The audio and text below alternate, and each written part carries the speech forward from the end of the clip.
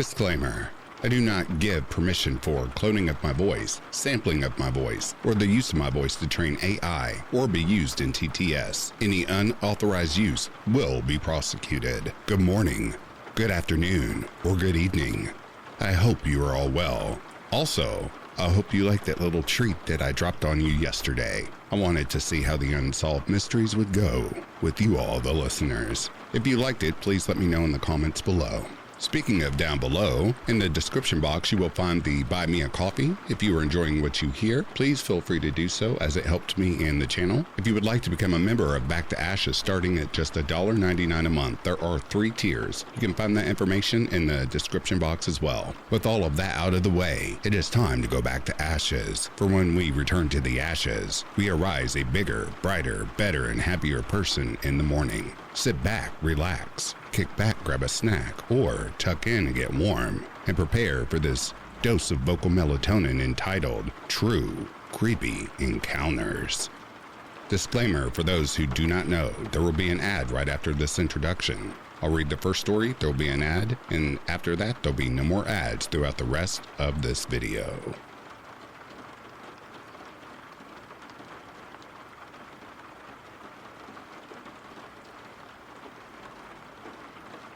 I went to a movie with my friend the other weekend. After the movie, we went to the mall. My mom warned me, dropping me off to walk fast as possible from the movie theater to the mall. We were in a dangerous neighborhood, and we knew my mom's rules. Don't stop to give people money, which was something me and my mom did often, and always be looking up. So me and my friend did that, and we were fine. We thought that that would be the dangerous part, and that part was over, so we went on with our day. Me and her are both teenagers, 15 and 16, and not unattractive in any sort. We were pretty careful around strangers. Our day went on. We shopped and ate, and took many escalator trips.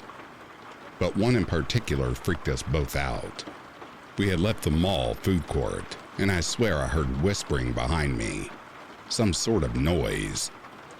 I looked behind me, and there was a man. Long hair, skinny, and he honestly looked like a pedophile. He had this expression on his face. Not quite a smile, but not quite a frown.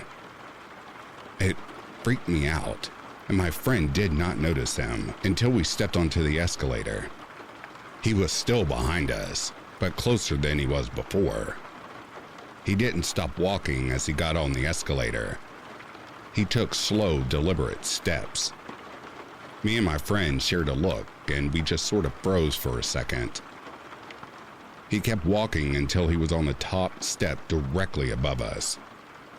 We took a step forward, and he took a step forward. We shared another look and sped walk the rest of the way. He sped up with us. We pretty much ran off the escalator and into the first store we saw. But part of me thought he would follow us in, but he didn't, thank God. I turned to look at him, to find he was looking right back at me as he walked away. The same look he gave me as we got on the escalator. We shook it off, but now, whenever we're in public, we walk a little faster to get where we're going, and always look at those around us.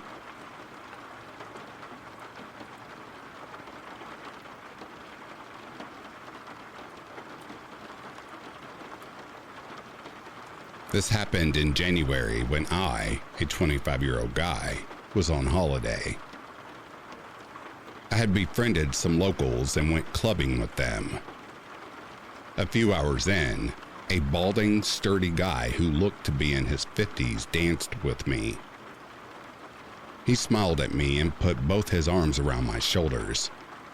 I smiled back. After the song, he still held me and danced along. I laughed it off and endured this for another minute or two, and finally tried to move away. The man tightened his grip, kept smiling, kept dancing, his arms sort of blocking me in. This was the first time that something like this has happened to me, so I was stunned. I told him, "Okay, that's enough," still smiling, and tried shrugging him off. Again, he held me hard. I slapped his hands away and told him, "No, that's enough." But he sort of just wove around his hands and replaced his grip on my shoulders. He pulled me close, hugged me, was whispering something I couldn't hear, and put his head against my neck. I shoved him at this point and swore at him. He looked dejected. I retreated to my local friends and tried to pretend that hadn't happened. The man returned, grabbing my hands and pulling, motioning to go outside with him. I ignored him. He hovered around me, frowning at me, and I really tried to put on my best brave face. Finally, he slid up to me, touched my butt, and he left the club. The night was pretty much ruined for me by then, but I continued to fake it and dance. I walked back to my hotel some hours later with my local friends, keeping an eye out for the man, but he was gone. I didn't mention this to anyone. I hope I never run into that freak of a man ever again.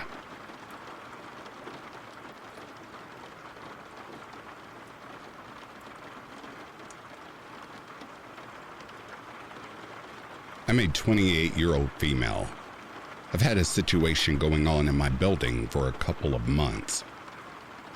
In January, my bike was stolen out of the basement. The sketchy part was, I noticed piles of literal human feces around the building. I knew it was a person because whoever it was placed their butt wipe perfectly over their pile of crap. I reported it to my local police station and haven't heard back since. I bought a pretty new bike, and with springtime rolling in, have started to use it to communicate back and forth.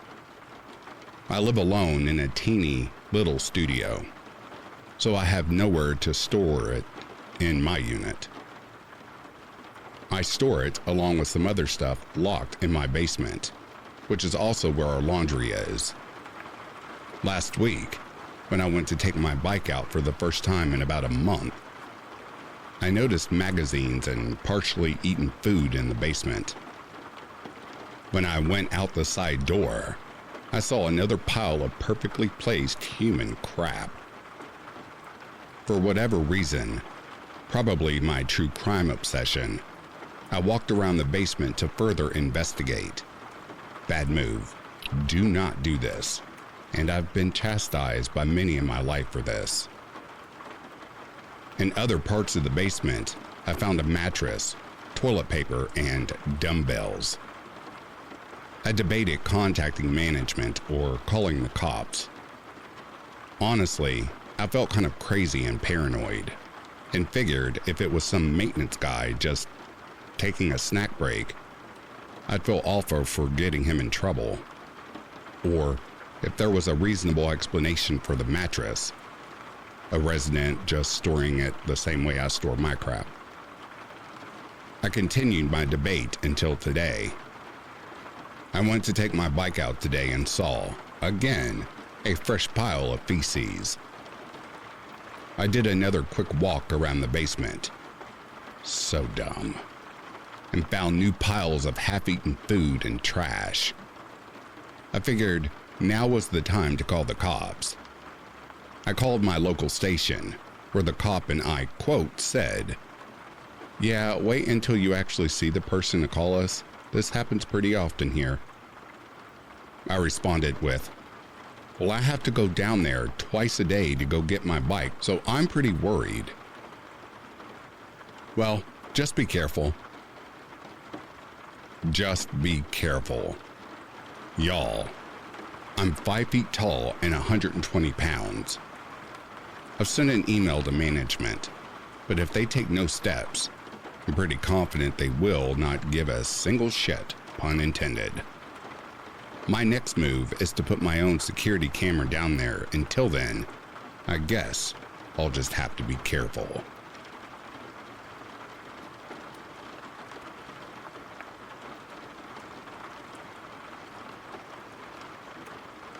First off, I'm not a native English speaker, so I apologize for any mistakes. For this story, we have to rewind until last summer, until the night of August 12th, specifically the night the Perseids meteor shower take place. With the intention of watching the meteor shower, my partner and I pack a towel and some takeout dinner and headed to a huge park in our city. In this park, there's this big wooded area that we thought was ideal to watch the sky, since it was in almost pitch darkness. We had to use our phone's flashlights to navigate it and choose a place to lay down our towel, just so you picture how dark it really was. So, we get there. We turn off the flashlight and I play some chill music on my phone. We're both looking at the sky. If we looked around us, we saw pitch black. The only light was in the horizon line. It may seem irrelevant at this point, but I was wearing a sundress that had to be tied around the waist, and I untied it to be more comfortable in the position I was laying. After about 5-10 minutes of unsuccessfully trying to see a shooting star, I lower my sight and start taking notice of our surroundings. To my left, my boyfriend was sitting to my right, still looking at the sky. I notice some movement. I try to focus my eyes on it. I only see an outline, but I can tell there's something approaching us. My first thought is, oh, there's a dog. But for some reason, I feel unsettled and can't take my eyes off of it. As it comes closer, and I can see more of it thanks to the distant lights in the horizon, I tell my partner, there's something coming towards us. I believe it's a dog. Before I even finish the sentence, it hit me. It's not a dog. It's a man. He's crawling on all fours in an animalistic way, with his chest close to the ground. My boyfriend bolted on his feet. I felt paralyzed in fear while he urged me to get up. I'll grab our stuff, you have to get up. I was trying to tie my dress back, but I was so nervous that I couldn't. Come on, we need to leave. He took my hand and we started rushing through the woods towards the lit part of the park. I couldn't stop looking back. We were both very shaken up, and honestly, I'm so thankful I wasn't in the woods alone that night.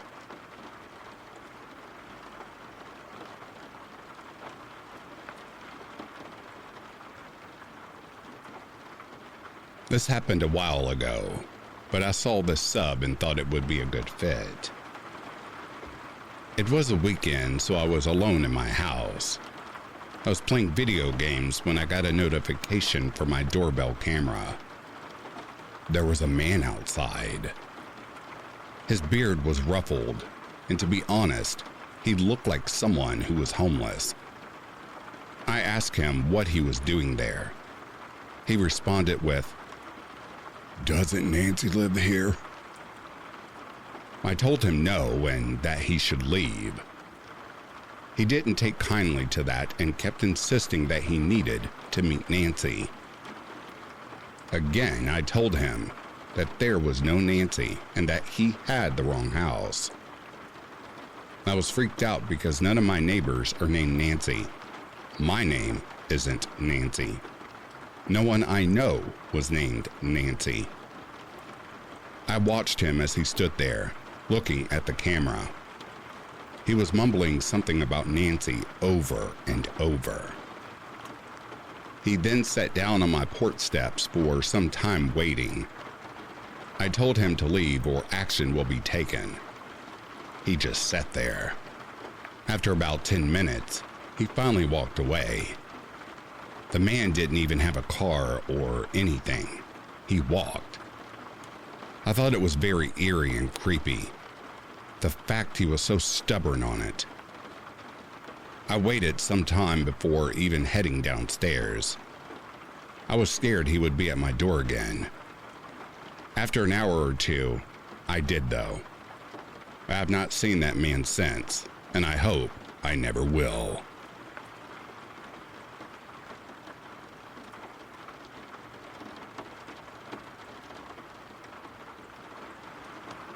This is not my story, but one my mom told me when she was in her 20s, when she was living and working in London, UK. I'll do my best to recall it. Also, I'm dyslexic, so apologies in advance for grammar. This story always gives me the creeps, though, when I think about it. So, back in her 20s, my mom was living in London and looking to move into a slightly bigger place. She'd found a really good price for a flat, slightly out from the area she was hoping. She called the agent to book a viewing, and that's when things turned odd. So the guy booking the viewing started asking weird requests and questions, such as to bring her passport, her age, race, and physical appearance. Would she be coming on her own? Did she have a car, or would she be getting the bus? He was very persistent that she should arrive by bus as it would be easiest for her. Explains it was a straight road down from the bus stop to the apartment block. Obviously quite unnerved by this call, but still interested because the flat looked ideal. She and my dad, who were dating at the time, decided to check the exterior and surrounding area. The day before the viewing, they drove there. First passing the bus stop, he was indicating her to arrive via the bus. From the bus stop, there was about 150, maybe 200 meters of derelict wasteland that she would have to walk past to get to the flat. And standing at the end of the street in the location this apartment block should have been was a huge abandoned building. Smashed broken windows, graffiti, no entry signs. The lot. Definitely nothing inhabitable in sight. Still, when she tells this today, you can see how much it, rightly, shook her. Of course, she didn't go to her viewing. However, she informed the police, advising them of the planned time and place. From what she saw, from following up with them, they didn't appear to take this tip seriously, and little was done. A couple years later, though, while in a pub with some friends, she gets chatting to a guy she just met through mutual friends that night. He was in the police, and through conversation, her story came up. He said that area at the time of her viewing had a huge human trafficking problem. That story still gives me the chills.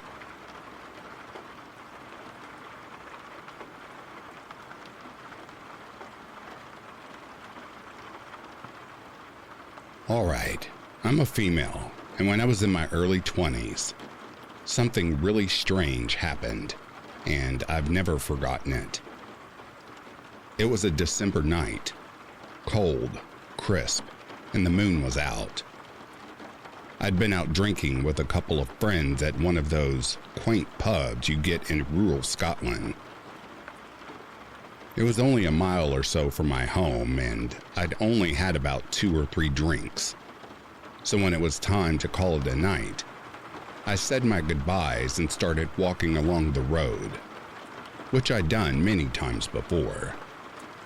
Now, on this road, there's an old burial ground on a double bend, and although there are stories of ghosts, I've never believed them. Anyway, up ahead, I saw a person with a flashlight and what looked like a dog.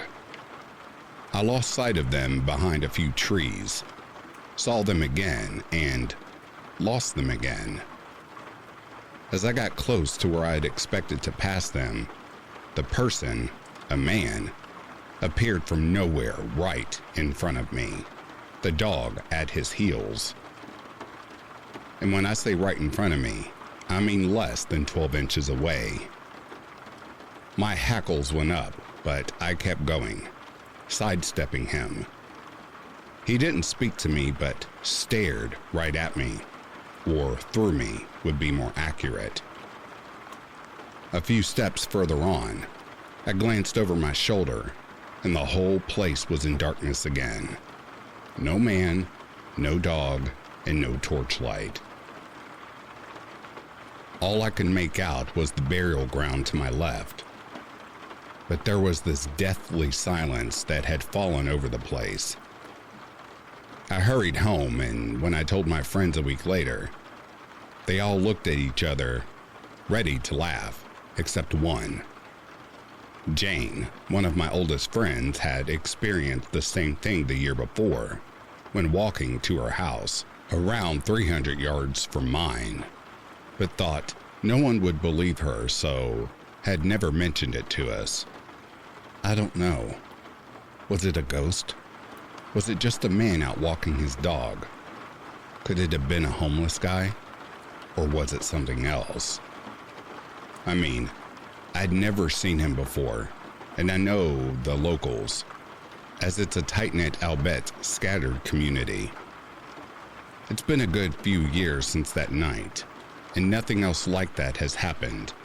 But Jane still refuses to walk along that road alone.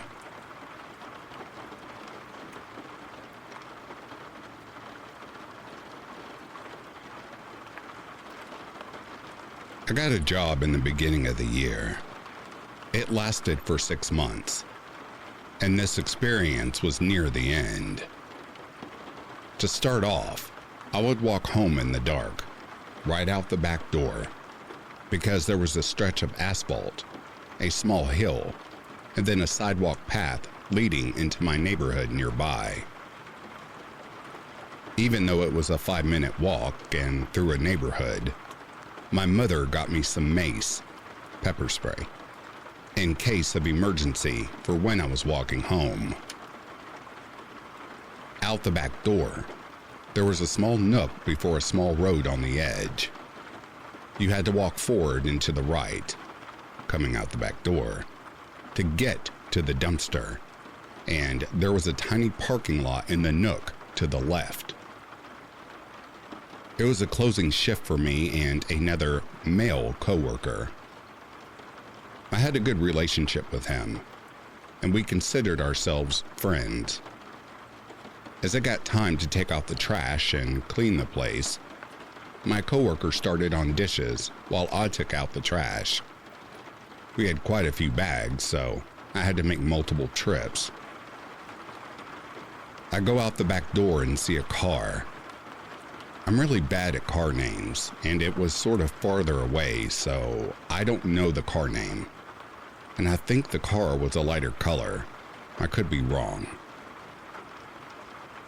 The car is driving very close to the little hill and the end of the asphalt, and as I watch, the car stops and the headlights go off. I think to myself, well, that's not great. Better keep an eye out. I go back inside for the next load of trash, and when I come out, the car has gone from the edge of the road to the farthest parking stall to the left, much closer. Lights still off. This is when I knew something wasn't right. So as soon as I finished throwing the bags into the dumpster and have gotten close to the door, I announced loudly that I'm getting my mace. Spoiler alert, this was probably what saved me.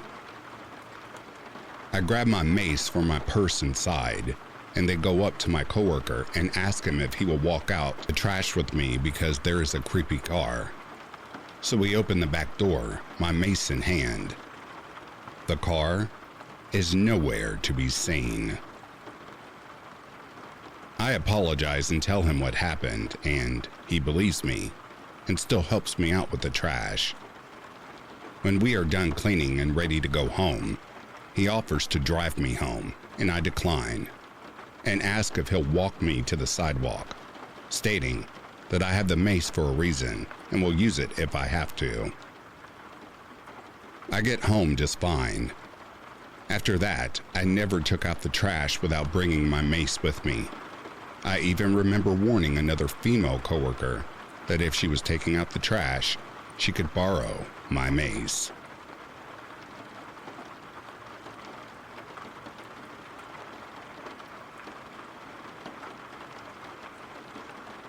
I'm not sure if this is considered an encounter, but it just happened a few hours ago and I just can't stop thinking about it. It was right after dinner. My parents were laying on the couch as usual, scrolling through their phones while me and my youngest brother were watching TV. I urged him to make some fruit salad, which he agreed to, and we both moved to the kitchen. He'd cut the fruit, bananas at that exact point, and do all the hard work while I was looking for the strawberries in the fridge. From where I was standing, fridge wide open and box of strawberries in hand, I saw someone exit from the front door and even heard the distinct noise that my old door makes.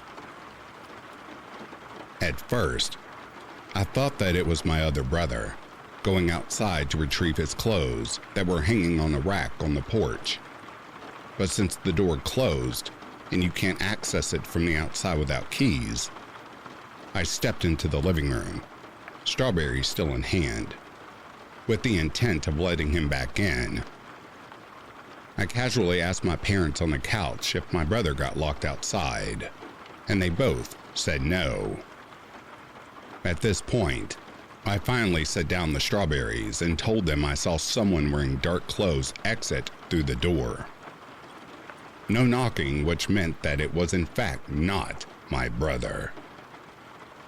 My mother claimed that she heard a noise and thought it was me and my brother in the kitchen, while my father said he also saw a dark figure swiftly getting out. Both my brothers said they only heard the sound of a door. Our dog in our garden started barking too, but since my father didn't really feel like getting up and checking, it took a few minutes for him to get up, and anyone that could have been there would have already been gone. We started brainstorming all the options. It could have been the wind, but that meant the door was ajar to begin with, and that's unlikely because my indoor cat would have sat there sniffing the door the whole time and we would have noticed. Also, our door is very old and it takes pretty great force to close it. Now, I don't really trust my dad since he was distracted, leaving me as the only witness. And I don't really trust myself given that I'm really paranoid. Am I just hallucinating? Are there any tips on what in the hell happened, or am I just being paranoid yet again?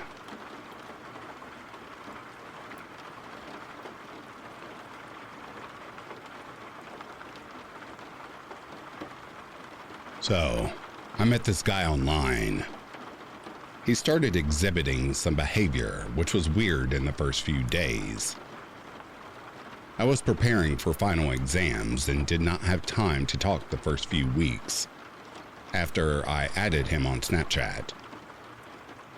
He told me the first day, good luck on your exams, and that he had much love for me, even though we were pretty much strangers. The second day, he told me that he has told his friends about me and that they were happy and think I am sweet. The third day, he told me that he is from the UK, is visiting California for the first time with his family, and that we would even be able to possibly meet up. At this point, I felt kind of creeped out and scared. I Googled his username to try to find some information and found an old internet forum from 2020 where he was talking about a girl who had ghosted him from online. How she was his age and lived an hour from him, and he had met up with her in a shopping center, and it was amazing.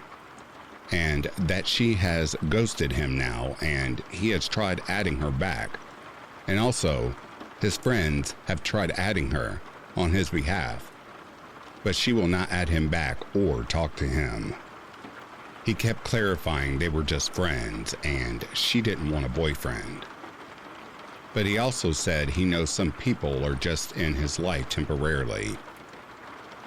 He also was giving advice to other people who have been ghosted by online friends, and talked about how he found a girl who looks like his female cousin, and he introduced this girl to his female cousin, and that they are online friends who want to meet up even though they live far away from each other, and that he considers himself a lucky person for having such life experiences. I kept talking to him. He sent me his photo and I said it was a nice photo, and he was like, thanks. The next day, he mentioned that he is saving up money. I asked for what. He said he wants to buy a house and travel the world. He then added that we both could get a house together. And I was like, you mean marriage? And I was like, I thought we were just friends. He said, yeah, but we would first date and then we could get married since you and I get along so well. At this point, I was like, what the F? And said, be right back. Then ghosted him for a few hours. He messaged me after a while and said, I feel anxious because you said be right back and you never came back. And he also said, I feel scared like something bad is happening. I then sent him a long message about how his behavior was irrational and that I don't know if he has a mental health issue, but he has been acting abnormal. He replied saying he was so sorry and that he was a normal person, but he has past trauma, which he will tell me about later since he trusts me.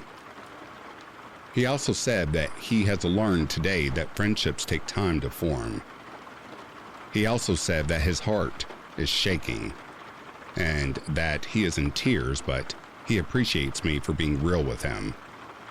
He later said he is fascinated by how two people can become close. He still to this day will mention that we are so close and how happy it makes him. I've been staying in touch with him since then, and he has acted normal mostly since then, but still says weird things every now and then.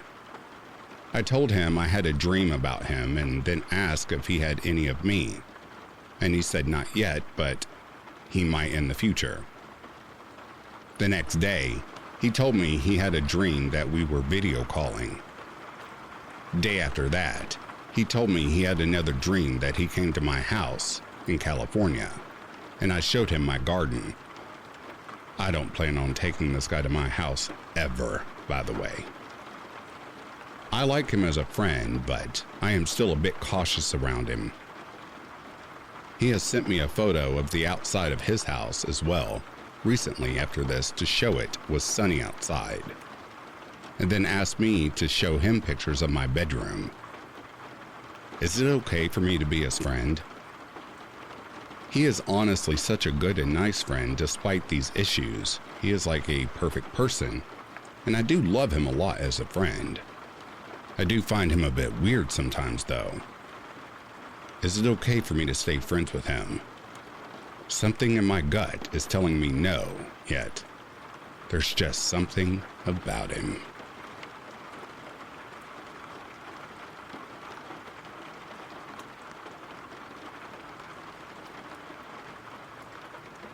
When I was younger, I went camping with my dad and my stepmom in a small town in West Virginia called Barnum. The park we were camping in was also called the Barnum Whitewater area. Anyways, there wasn't a place to shower, and the bathrooms were just a hole in the ground. And there weren't words to describe how vile they really were. Our cabin was nice and cozy and maybe 20 feet away from the river. One night, we decided to leave the campground to grab some food because we had almost no food. So we went to get some food and it was really good. But anyways, we went back to the campground around 9:30, maybe 10 o'clock, and decided to drive around. Well, about a fourth of the way around, there's a girl randomly standing on the side of the road with what looked like a torch. We pulled up to ask her if she was okay, and she froze. We thought she was drunk and drove off. As we came back around, about 7 or 8 dune buggies came around the corner, and you're not allowed to have those in that campground. We were like, whatever, and went to the cabin. We saw that the screen to the window was pried open, like somebody tried to break into our cabin. We were debating on leaving and going back to where we live, which is New Jersey, when a guy comes up to us with that same girl we saw in the woods. He asked if we knew her because she was scaring him and his 2 kids. He said he tried to tear open the tent. We said no when he walked off and the girl followed. We decided to get the hell out of there. And while we were packing inside, she comes up the driveway and sits down on the porch. And we tell her to get the hell off the porch, and she starts crying and runs away. The final time we saw her, she came up the driveway and started calling my stepmom her mother, and my dad her father. And we had not a damn clue who the hell this girl was. I can't really remember much about her, but I know she was blonde and she was pretty tall. And finally, we left. Now, we called the police, but they said they couldn't help us for 2 reasons. 1, we had already left, and 2, the cops are not active after midnight.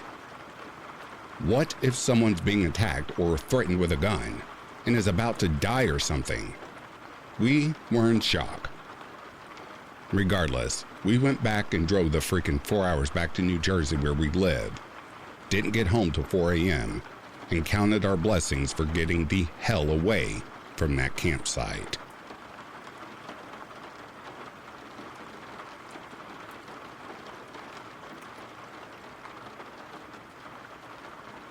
This happened years ago when I was around 20 and worked retail part-time at the mall. I was the closing shift that night and left at around 10:30 p.m. to head home. I often took the inside streets versus the freeway, which included a small stretch of back road that was usually pretty empty, especially during that time of night. This particular night, I noticed a car about 10 minutes into my 30-minute drive, going the same way as me, but didn't think much of it.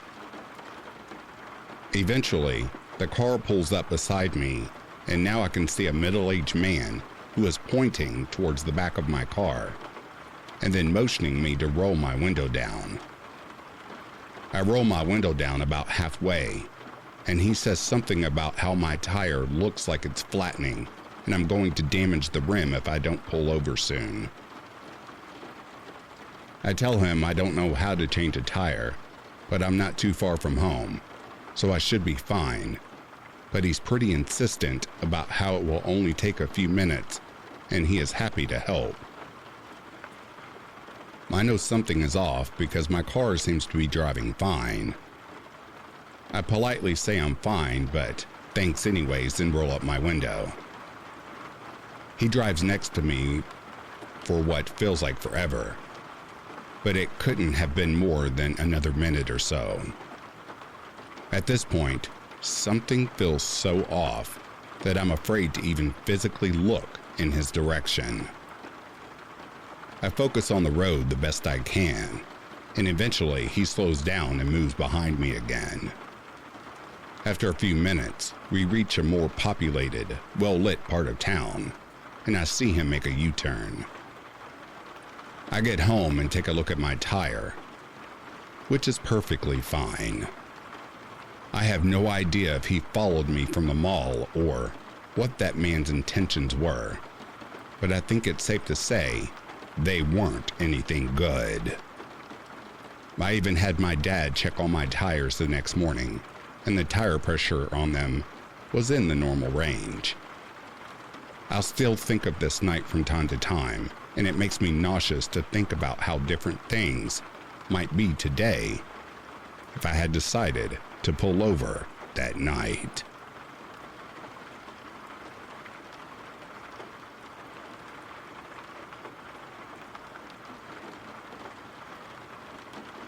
Okay, so this was weird. I'm a 23-year-old female.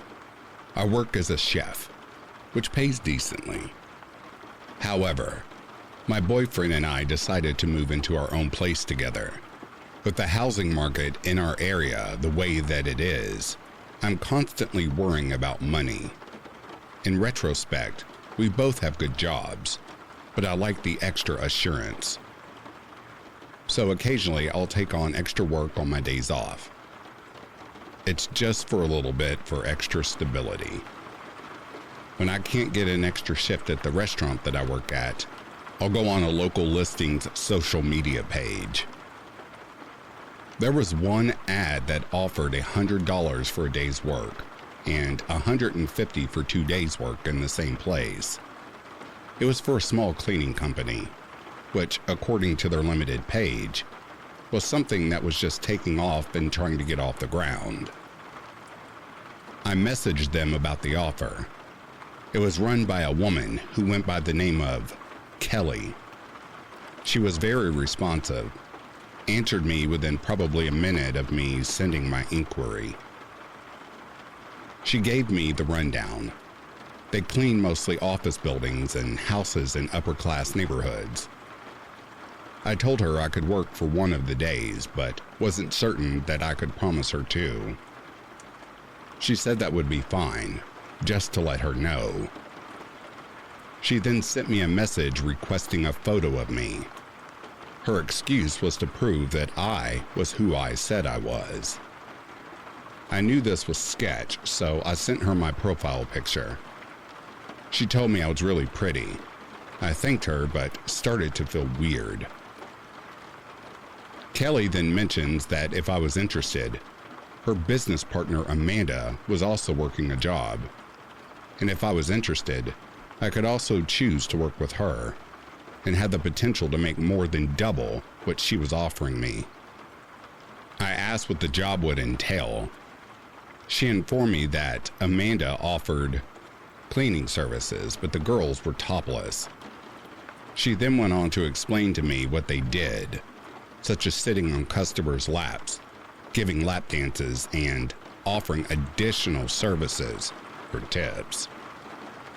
I went ahead and hopped off board. I told her that's something I am not interested in. Her exact response was, "Why not? It's just your boobs. I see you have nice ones too." I decided in that moment that my boyfriend and I are doing all right financially and told this man, yes, I said man, that I wasn't interested in either job. They then gave me their number in case I changed my mind. This wasn't quite the end, as when my best friend came to visit, she was set on trolling this person. She contacted them and they gave her the same script that they gave me. They told her about this Amanda person and she requested her number. Lo and behold, it was the same number that I was giving. So yeah, most likely a dude pretending to be a woman online, attempting to take advantage of the desperate online. The profile was reported and seems to have either been taken down or deleted. I hope you all have an amazing week. Please stay safe out there.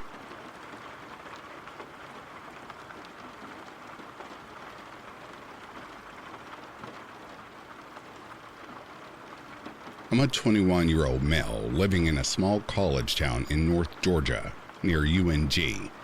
Very nice place. I lived here since I was 4. I've never really had any experience here as bad as this. I work at a lumber yard full time, so I usually don't get off until around 6 p.m. And being a college student, it gets kind of hectic with scheduling. So it's pretty late by the time I get home. Well, Mondays are my grocery shopping days.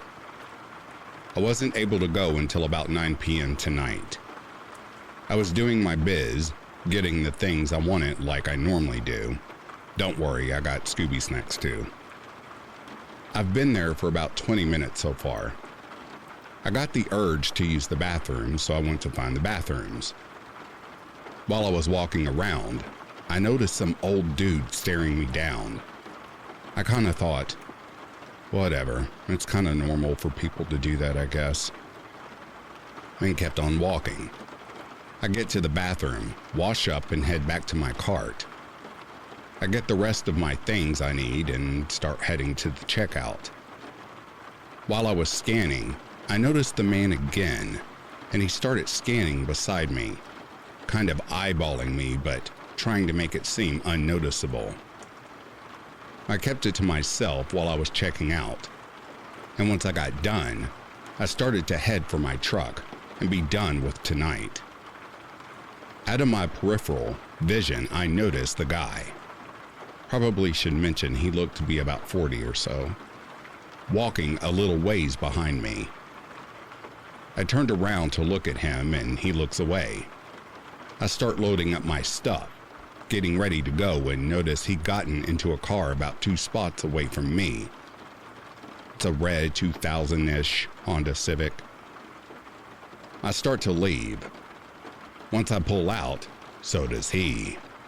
And I think to myself again, pretty normal, small town, whatever.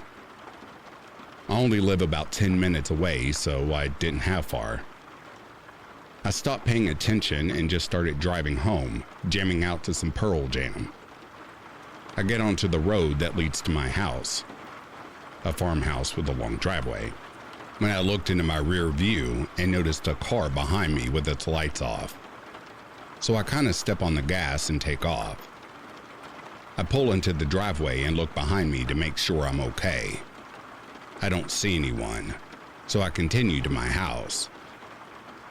Once I get inside, put everything away and get settled down, I turned off the porch lights and locked the door.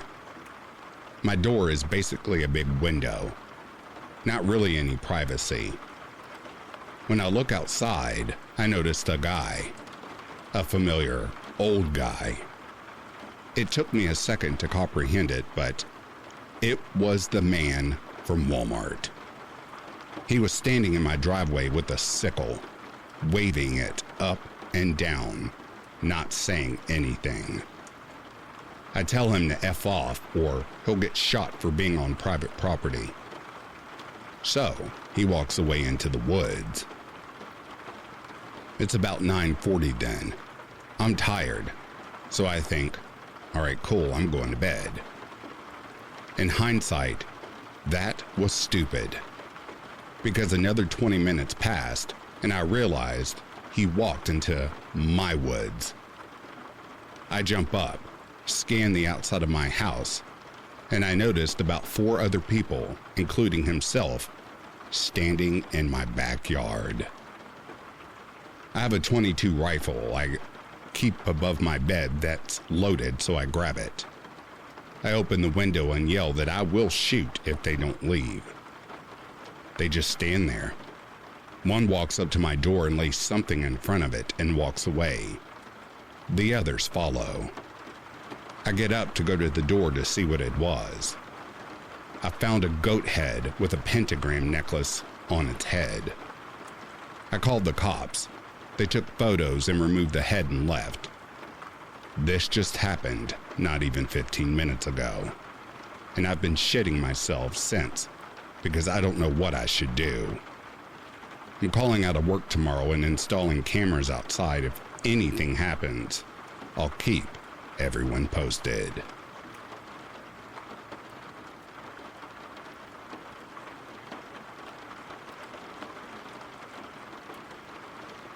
was homeless for a couple of years and parked to sleep at a campsite up north of where I am.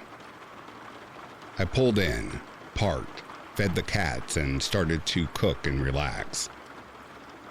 Flashlights appeared in my face, 4 of them all looking in the windows, so I assumed it was rangers, asking me to move, since the campsite was technically closed. I rolled down my window a bit and asked what was up, and apparently it was a family of 4 also parked and camping. They had a fire going and a dog, so I figured things were okay here, but there was a really weird feeling. My boyfriend at the time decided to try to befriend them, and we got out to chat. They asked a lot of very pointed personal questions. Are you married? Do you live around here? Do you have any kids? But actually it was their 2 kids asking all the questions. They spoke like adults, which made me assume maybe trauma was a real part of their life. At some point the kids put themselves to bed by basically going, "Mom and Dad are headed to bed." That really rubbed me the wrong way, but whatever. It all got worse from here though. They talked about their converted truck they live in. Apparently the kids shared a bed, and a key point they made was the van was soundproof. They really wanted to play with our cats, but no such luck. The husband and wife, I only remember the dude said his name was Scooter, which really, also the daughter's name was Olivia and son was Skeeter. Obviously fake names. They started to try and separate me and my boyfriend, saying shit like, "Let's walk to the river. Let's go look at the car." They were really interested in hearing about any injuries we had, and at some point, they started letting the fire go out and standing behind us a lot. That was enough. We left some stuff behind and got in the car, started it up, and just talked like, what the F? It took 2 minutes for the woman to walk up to the van and ask if we were leaving. We said no, obviously, and that we were just cold. She asked to sit in the seat behind us. I asked why. She didn't answer and asked if she could sit with us or on my lap, and again I asked why. She again didn't answer. She said we can't leave her there because her husband beats her, and so I asked if she wanted the police. She didn't answer, pulled out a cigarette and lit up, leaning against the door of our car. We looked at each other and heard someone douse the fire. I said, "Baby," just out of so much nervousness, which is when I found out my boyfriend was suspicious from the beginning and didn't think to say anything until now, only to add that if I had stayed and not followed him to the car, he would have just left me there. He was a waste of space, but before I could process it, I heard the husband grab something off the fire tool set. One thing I noticed in there was a large red axe. And I just got tunnel vision and hit the gas. I felt that bitch bounce off the side of my van as we pulled away. And just as we got on the road, an ambulance was behind us with its lights flashing. I wasn't stopping for it. You know how easy it is to buy emergency lights for any car on Amazon? No freaking thanks. The ambulance turned off to a dead-end road eventually after a while of demon driving into town. We never heard a siren. Looked it up, and the aforementioned river was 2.5 miles into the dense woods. Apparently a lot of people go missing out there. I wonder who's to blame.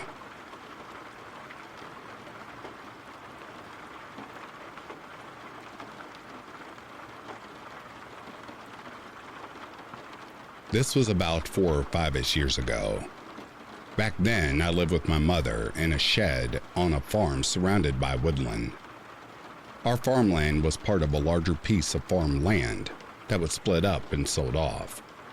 So, We did have neighbors, though they were roughly half a kilometer away each. We loved that because of the privacy. It wasn't like there was nobody nearby I couldn't go to if I needed help. That thought is what made me fearlessly walking alone at night, between the hours of 7 and 8 p.m., sometimes fluctuating from earlier to later depending on the day. Sometimes I even went out on a walk at 2 a.m. in the morning because I was restless and couldn't sleep. Looking back, this was incredibly stupid, and after this incident, I never walked after 6 p.m. ever again, always making sure there was at least some sunlight left when I set out. The route I always took was a road circuit. The first part was out in the open in front of all the other farms, including my own. If anything had happened, at least one person would have noticed, and reception was pretty good, so I would have also been able to call someone. The second half, on the other hand, was concealed by about 200 meters of woods between the farms and the back road, stretching the full 2 kilometers at the back of the farm, and it was during that part of the walk when I had this creepy encounter. It was late at night. I can't remember exactly what time exactly, but it was pitch black, with the exception of my torchlight. I was about to approach the turn in the loop that would bring me out into the open again when I heard it. Help! It was this monotone voice that repeatedly asked for help. It didn't seem panicked in the least. I took my headphones out and turned my music off to make sure I was hearing correctly, but it didn't stop. Help! Help! A very stupid part of me almost responded, because for some reason, my first instinct was, oh no, someone's in trouble. Like a naive kid, even though I would have been like 16 or 17 at the time. Of course, then my brain kicked in and I realized that approaching that voice was just about the stupidest thing I could do. So I started quietly walking away. Unfortunately, my cat had followed me on the walk and wasn't backing away with me. No, she was walking towards the voice, softly hissing. I remember desperately trying to get her to come back towards me without alerting the voice to my presence, just in case they hadn't noticed me yet. But I was getting scared and didn't want to stay there for a moment more. So I ran forwards and grabbed her, then turned around and bolted back towards my house. I don't know if it was stupid of me to turn my back to the voice, as I was making so much noise while running that there was no way they didn't know I was there. And I had no way of knowing if they were giving chase. I was so effing terrified that whole time. The image of someone cloaked in shadows chasing me entered my mind. And even though I couldn't hear anyone behind me, I never once slowed down until I was back safe and sound within my house. It doesn't end here though. Despite how terrifying it was, there was still a part of me that was concerned about whoever it was. Because what if they really had needed help? So I asked my mother to drive us to the location. Another very stupid decision considering what we found. That being nothing. We called out, but nobody answered. We didn't get out of our car though. Luckily neither of us were that stupid. We drove home, having seen nothing and no one. But it still bothered me in the morning, so I had my mother drive us over again and we searched the immediate area. Nothing. No indication that anyone had been there. There was no body, which admittedly was a drastic thing to search for, but I know shock can leave you eerily calm, which could have explained the monotone voice and the lack of response afterwards. made me fear that we'd been too late and we'd find a body in the morning. I don't know if I would have preferred this outcome, because at least then I would have had to face the voice. But no, we found absolutely nothing. And to this day, I have no idea who that voice belonged to and why they were monotonously calling out for help. My mind has naturally come to some chilling conclusions and theories that leave me unable to sleep. A sexual assaultist, a kidnapper, serial killer, all the classic horror stories. But I guess I'll never really know for sure.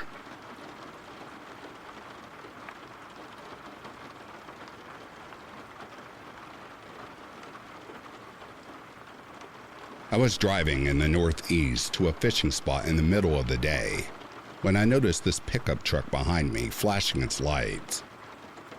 I was driving at the speed limit of 40 miles per hour.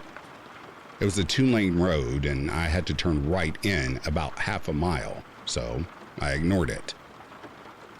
When I turned right, I see the truck following me. No big deal. The parking lot is at the end of this neighborhood with only one road in that forks at one point and meets again in a parking lot. Maybe they live in the neighborhood or they are going fishing too. I see them trailing me almost all the way to the parking lot, where they briefly lost me when they took the other fork. I felt something was off. So I backed into a parking spot, kept the car running. Sure thing, the truck shows up, pulls in and positions itself facing the side of my car. At this point, I notice that it does not have a front license plate and the windows are heavily tinted. It's probably an out-of-state pickup truck. Not crazy to think that they might be armed. The car is just sitting there, flashing its lights and slowly nudging forward. I'm getting scared. If I leave, they could just keep following me. If I called 911, they could split any time. But they were also starting to feel that they are in a bad spot because suddenly they back out of the parking lot. I realize that they don't want me to see their rear license plate. I'm scared but also pissed off and I follow them.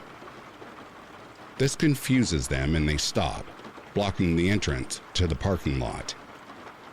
If they keep backing out, I could stay on them and get the license plate. So they start flashing their lights again. Another car is heading towards the parking lot, and they use this chance to back out and quickly drive away. I let the other car in and drive after them. I do not see them until I get to the stop sign where the road forks. They were waiting for me there to see if I would follow them. We stare at each other a minute and then I leave. I see them following me slowly at a distance. I get out on a main road, then on the highway, and I don't see them again. I drive to a mall parking lot to calm down. My whole body is shaking, and I'm a big, burly guy. I'm still pissed though that I head back to the local police station and follow a report. I also shared some pictures with them. They were nice, but without a license plate, there is not much they can do. They advised me to call immediately next time. Try to use speaker or Bluetooth. Also avoid deserted parking lots at the edge of woods. But I only realized there that I was being followed. Another thing is to not follow them under any circumstance. Maybe they were some out-of-state kids, the area being next to a college. They were very scared of me seeing their license plate, but the heavily tinted windows and missing front license plate were very creepy.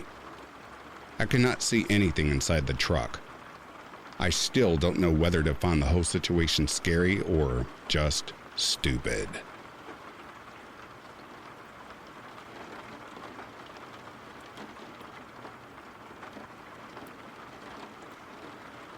This happened about 10 years ago. I worked at a restaurant downtown. We were open from 6 p.m. to 3 a.m., and our customer base was mainly drunk folks looking for some food. At that point in time, we were the only place open downtown in a college or university town. Most nights during the week was the locals coming in for food. Weekends was a mix of locals and students. I grew up in this town and spent a lot of time downtown as a teen or young adult. We had a lot of homeless in the town and a lot of mentally ill folks that would hang out downtown. The type of ones screaming at the sky or having breakdowns in episodes, forgive me, I don't know what the proper term is, in public. So, I was familiar with a lot of them. We had a few that would stop by my work often, and I'd either give them some food and a drink, or they'd ask to do some work in exchange for food. I was brought up to treat everyone with kindness unless they were complete assheads. Combine that with being a freak myself, I have a soft spot for anyone that isn't deemed as normal. So, needless to say, I was familiar with all of them, either personally or just seeing them around often. Throughout the years, I would often go out of my way to say hello, check up on them, learn their names, etc. Just show them someone cares, and just seeing them smile and talk for a bit made them feel good and made me happy to know a simple kind gesture can brighten someone's day. Anyways, weekends, customers would come in waves. It was usually dead till around 9. Then the first batch would come in. Usually ones that went too hard too early at the bars, or shop owners closing for the night and grabbing some late dinner. It would usually start to pick up at around midnight to 2:30 a.m. The bars closed at 2 a.m. and we closed at 3 a.m. or a little bit after. One night, this woman comes in. We had a few groups of people standing around waiting for their orders. No seating at this fancy place. I was beside the cash register and I was putting sauces in those small cup things. I heard the door and instantly had this weird ass feeling of like dread or something. I don't know how to explain it. I look up thinking my spidey senses were alerting me of a robbery or something, and I just see this woman walking towards me. She is staring at me like right into my eyes, so intently it felt like she was staring at the back of my skull. I suck at explaining things or over-explain, so sorry if that sounds dramatic. She was a heavier set woman, was wearing a long black shirt and a crop top type thing that was very revealing. She had very dark circles around her eyes, dark colored eyes, and was sort of bald and had some patches of long brownish hair. When she walked up to the counter, she smiled at me and said, "Hi," in this weird half raspy, half baby voice. Her teeth were very discolored, half missing, some jagged or broken looking. I immediately felt bad for her, because the people there were all staring at her and laughing and whispering. She definitely didn't look normal. I didn't recognize her, and she is definitely someone I would have noticed around. In general, as I explained at the start, and I've been working this job over a year at that point. I just smiled back and tried to act like I wasn't uncomfortable and asked her what I can get for her. She asked for a hot dog. Didn't even look at the menu.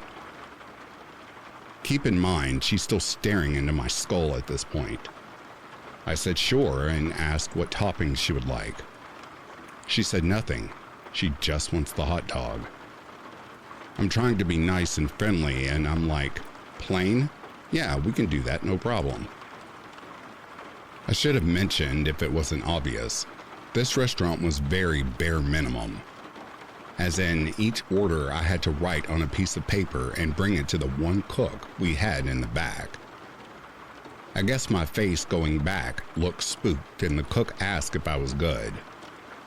I told him I was fine, just a full mooner, which was our code for the weird-ass people we would always get on a full moon. I can't remember if it was a full moon, but we would use that term generally to describe any weirdos, which meant get this order out now to the cook.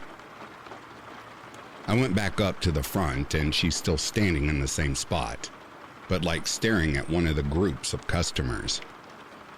They had their backs to her and would occasionally turn around and look at her and laugh and whisper stuff. I felt even worse for this lady and felt kind of bad for her staring at the other customers, making them feel uncomfortable or just weirding them out. I asked the lady if she had any plans tonight. She turned around slowly and said, "No." I said if she wasn't busy, I knew a few pubs in town have live music going on, and she could check it out if it was her thing. She smiled again at me and held the smile. An image I can't get out of my damn head, and she said, "You're my friend." Not like a question, more like a statement. Immediately regretted talking to her again. Didn't even feel bad for her, just the uncomfortable, creepy feeling just trumped any other feelings. I nervously said, "Hey, I'm everyone's friend." And luckily, at that point, the cook came up and brought the food. Another thing we had in place with our full mooner code word, so he could also identify the person in case there was any trouble. I gave her the hot dog and told her it's on the house, and I hope she had a good night. We don't give free food to any of the full mooners. I realized as the cook gave me the hot dog, I didn't charge her for it. I can't even say honestly I gave it to her to be nice. I was just very uncomfortable and hoped she would go. Luckily, she did. She took the hot dog, didn't say anything, and just smiled and walked out. I felt instant relief, but also felt like an ass just thinking these things about her when she might be suffering from mental illness. The cook commented about her and was equally creeped out. I told him briefly about the weird encounter, and he agreed it was strange. So, fast forward a few hours. Typical night, normal shenanigans. It's closing time. The cook and I clean up and lock up. The cook would typically walk with me about halfway, then go down the street to his house. The streets were basically dead come 3:30ish, when we usually left, but if there was still a lot of people out, he would walk me home. This night, he was going to sleep at his girlfriend's house, and she lived around the corner in one of the apartments above a shop. I guess he could sense I was feeling weird still from this woman, and asked if I wanted to come chill until morning. I told him no, I was good, and I'm just going to speed walk home. My roommates were still up partying anyways, so if there was a problem, I'd call them. I really wasn't too worried. It was one person, and she was probably long gone by now, and we didn't see her outside or around when we took our smoke breaks. Well, I was wrong. I leave and start my journey north of the downtown area. Streets are dead. Everything's closed. No one's out. Lights are off. Dead silent other than a couple taxis. I got my head down, headphones in, and I'm power walking harder than Richard Simmons' workout video. I have this weird feeling and immediately take my headphones off and look up. In the distance, I could see a silhouette of a person in the middle of the street. I started to slow down and took my phone out. I get closer and realize it's the woman from earlier. I immediately get this fight or flight feeling, and I'm like, screw it, and start basically jogging on the sidewalk, getting ready to start running. I didn't take my eyes off her. She raised her arm and pointed at me and was smiling that creepy smile. My brain's like, nope. I just started running. I called one of my roommates and told him to start walking towards downtown, now. I ran about 2 blocks before I saw him and started walking and dying inside, because I don't reach Mach 3 turbo speed since I was a small girl before I discovered the joys of cigarettes. I finally look back and I can't see her. She is out of view. I fill my roommate in on what the hell happened that night. We grew up together hanging downtown too, and from my description of her, he said he's never seen her around. Next day at work, I was thinking, knowing my luck, she's going to come in again. She didn't. My other roommate was bar hopping that night and waited around for me so we could walk home together. We didn't run into her and never saw this woman again. I described her to the old hippie dude who would frequent downtown and play guitar outside our restaurant. He also said he's never seen a woman like that. Very close, but not like that. So, fast forward 10 plus years, and I'm living in a different country. I can't get this woman out of my head. I told a few people throughout the years. Most just agree she is probably suffering from mental illness. Others have said she's a witch and bamboozled me for some free food. And one person asked if I was on acid. For the record, no. I'm happier now that I no longer live in that downtown area, and I hope to never ever see this woman again.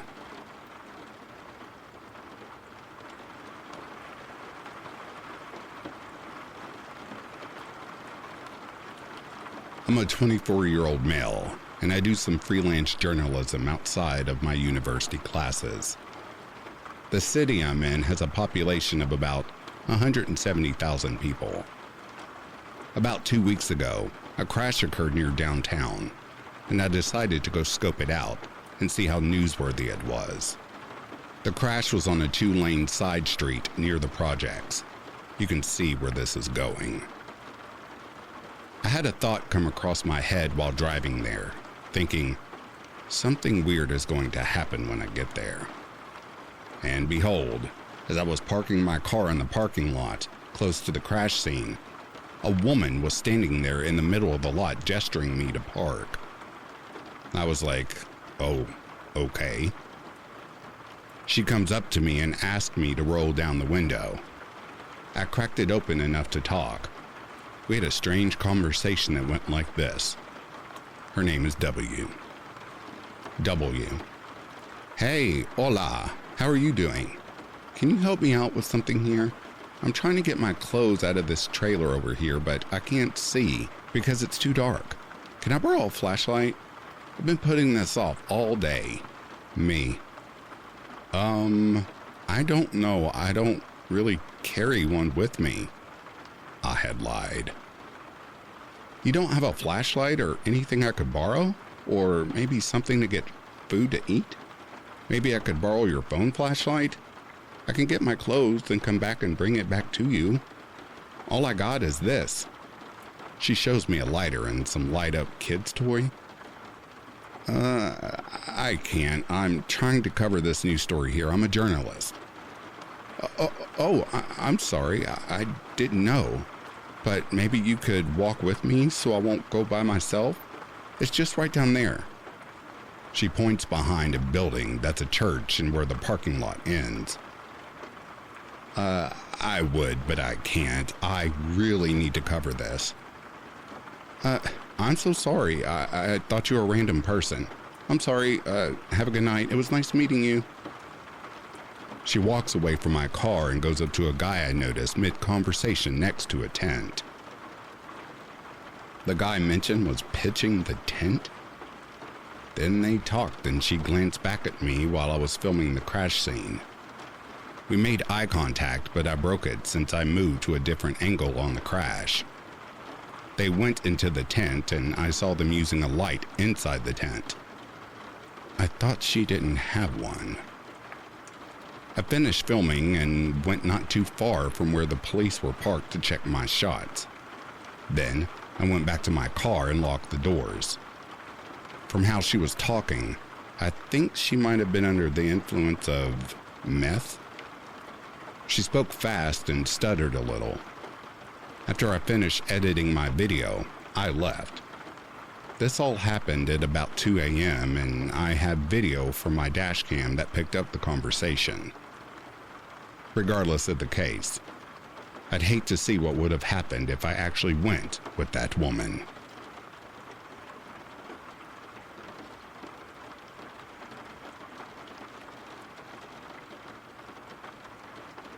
And that, dear listeners, is the end of these true creepy encounters.